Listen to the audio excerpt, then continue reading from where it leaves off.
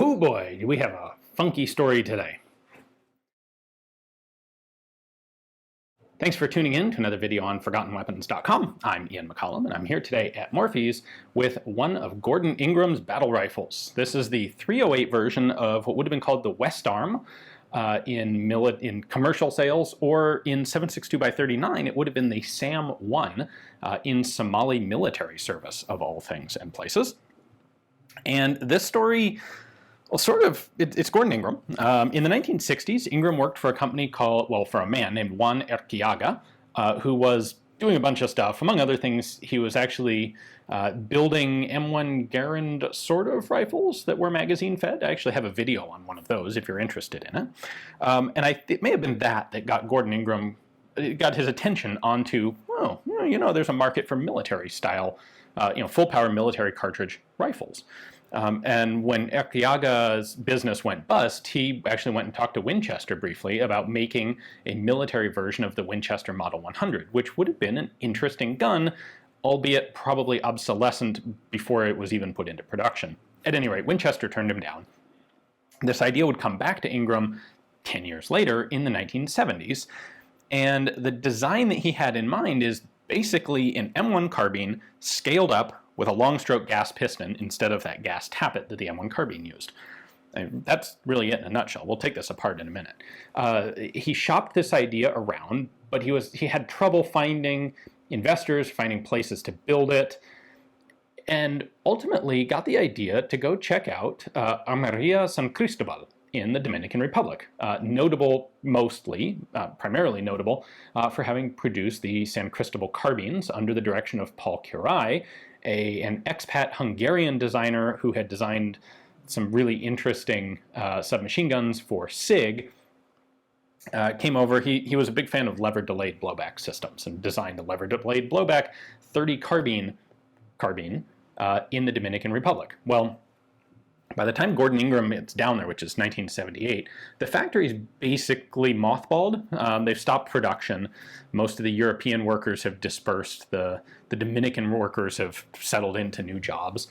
But there is an American investment group there that's trying to put the factory back into operation. And so maybe there's a possibility that Ingram could get access to the factory and use it to build his Westarm rifles. There is a bit of scandal and hullabaloo while Ingram's there. Some Arab investors came in, thought this looked really cool. The factory was in the process of trying to build submachine guns for the Santo Domingo City Police, which wasn't going well. They were short on money. The Arabs give them a briefcase full of money as an investment. One of the American executives tries to fly out of the country with it. It gets confiscated. This is all straight out of a wacky 70s espionage movie or action novel or something. Dominican Republic's not looking so great. And as this all falls apart, Ingram is approached by a group of Lebanese-American businessmen who are looking for firearms investment, and they get the idea to take this rifle, this idea, but move it someplace more stable, like Somalia. So their plan is to take this over to Somalia, contract with the Somali government to produce rifles for the Somali military, and set up a rifle factory there. And amazingly, this actually kind of works. At least the beginning aspects of it work. The Somali government is interested. The rifle that they contract with, and it's a lot of guns. I've seen the number 30,000. I'm not sure if that's exactly correct, but they want basically this rifle in 7.62x39. Okay, not a problem. Ultimately, Ingram would build examples of this in 7.62x39, 308, and 5.56. So the idea comes together as the Somali government wants to set up a factory, but they don't have the infrastructure to do it immediately. Ingram hires a couple of people to help him, one of them being a guy who had 38 years of experience working at Beretta in Italy. This guy has good connections to Italian gun makers in the Valtrompia area in Italy. And there's still this option to use the San Cristobal armory in the Dominican Republic, and they kind of mash it all together, and they come up with this plan where the first rifles will be produced in Italy by an Italian company. They will be tested in Somalia. They'll be Somali contract rifles, and ultimately the engineering will be a combination of engineers from the Dominican Republic working in Somalia to help set up this factory. And this goes, like, there's some elements that make this a little easier than you might expect. One of the guys on the Somali end served briefly in the military in Cuba and was fluent in Spanish. The Dominican employees of the San Cristobal arsenal were pretty racially tolerant, and there wasn't a big issue of working with Africans from Somalia. Like, it might have actually happened, which is frankly amazing that a plan this convoluted had any chance whatsoever of success. So there are prototype rifles made. The Somali government puts in like $5 million US towards this plan for rifles and factory development. And sometime late 1970s, the first 10 rifles are delivered. They're produced in Italy, delivered to Somalia to be tested. We'll pick up the story after we take a closer look at how this thing actually works. Just to be clear, there are 3 different versions of this gun, and they're all mechanically the same system, just scaled up and down for different cartridges. There was the 223 version, the 7.62x39 version, and this, the 308 or 7.62 NATO version. So this pattern uses FAL magazines. We've got a short one in there, but it will take full-size, full-length 20-round FAL mags. By the way, the other 2 versions, the 5.56 version used AR mags, and the 7.62x39 version used standard AK mags. Mechanically, this is an M1 Carbine. Actually, the bolt here could be an M1 Carbine or an M1 Garand, because they're basically the same. 2 lugs, rotating bolt. Where this differs from the M1 Carbine is that it uses a long stroke gas piston, which we'll take apart in a moment. But of course, the op rod is taken directly from the M1 Garand or Carbine. All right, the markings on the side here, we have serial number 41. I have no idea what the serial number range is. The other 308 I'm aware of is not serial numbered. The only other gun that I'm aware of having a serial number is actually 0009, which doesn't match the same pattern as a 41, so that's a bit of a mystery to me still. The rest of the markings, we have COM Italy. That's the company in Italy that manufactured the parts, or manufactured the rifles. They were originally going to basically do the tooling setup to provide to Somalia. We have the model is Westarm, caliber 308 Winchester, and CAT number, I think that's the Italian patent number on there. The rear sight is an aperture. This is actually very similar to the late pattern of M1 Carbine rear sight, where we have an aperture here that slides up and down a ramp for ranges of 100 out to 600 meters. The front sight is just a simple square post with some half protective wings. There was also talk at one point of selling these in 7.62 NATO to Greece. And that would have been equipped with, or equipped to take a standard M14 pattern bayonet. That deal fell through. We have a push button safety here, so that's safe, that's fire, and a magazine well with an offset magazine catch designed to fit FAL magazines and their offset magazine catches. Now, disassembly of this is really quite slick. We have a spring-loaded button here just at the front sling swivel. And if I push that in, and then push the sling swivel itself forward, that is actually a lug that locks the action into the stock. So with that removed, I can just pivot that up and pull the action completely out of the stock.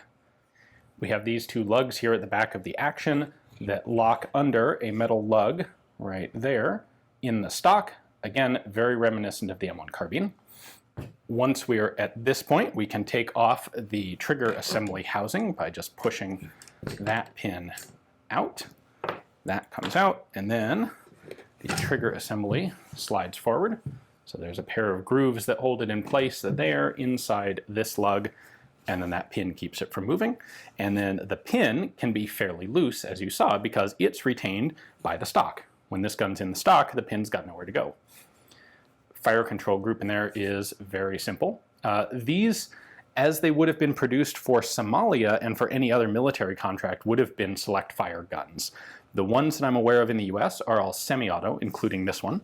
Post 1968, because they were manufactured outside of the US, they could not be easily imported as machine guns. So the handful of them were imported as semi-autos, presumably. According to the former owner of this rifle, this one was imported basically to do some testing with and to help determine how the gun was running. Next up, we can take off the recoil spring assembly. This is not self-contained, and that's a little bit annoying when you have to put it back in. We've got our recoil spring there and its guide rod. Just like in M1, we can pull this back to here, lift up. Let's see, there's a spot in the track where we can lift up the op rod. Right there.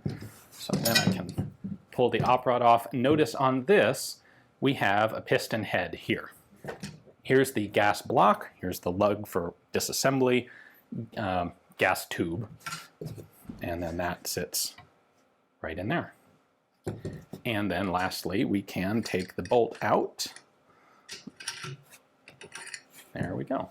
So we got a 2-lug rotating bolt, plunger extractor, or plunger ejector, big ol' extractor on there. Spring-loaded firing pin in the back that is shrouded, so if the bolt is not fully rotated into battery, the hammer, because it is hammer fired, the hammer can't hit the firing pin, so that's your out of battery safety. This looks like it would be a very economical rifle to produce. So several of the major parts are made as castings, the obvious one being the trigger housing. You can see sort of the rough finish on this, surface finish that indicates that this outer frame was a casting. That's a nice economical way in volume to produce a complex shape like this.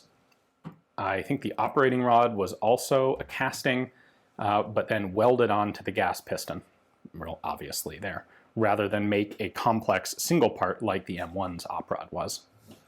On the receiver, you can see this hole in the back, which is just the right diameter for the bolt to fit in. So clearly, one of the early machining steps in producing the receiver was to just drill this entire block for the diameter, a hole, the diameter of the bolt. Then they can do the rest of the machining operations to add in the tracks and all the other features. This handguard is just cheap, thin, light plastic. It's retained in lips under here and under here. So to take this off, you would have to take off the gas block, and I'm not gonna take the gas block off. But there you have it. Gordon Ingram's very simple, very M1 Carbine inspired 1970s battle rifle. Okay, so back to our story. Somalia has received 10 SAM-1 rifles, which is effectively this in 7.62x39. And they have like every sort of malfunction you can imagine. It is not good. There are clearly problems with, well, Ingram surmises the problem is the guns are opening too quickly. They need to re-engineer the cam surfaces to give them a little more delay before opening. But he's doing this all remotely. Like the guys who are test firing the rifles in Somalia are not engineers. They're not even very well trained. They can't fix anything, and they don't have any spare parts anyway.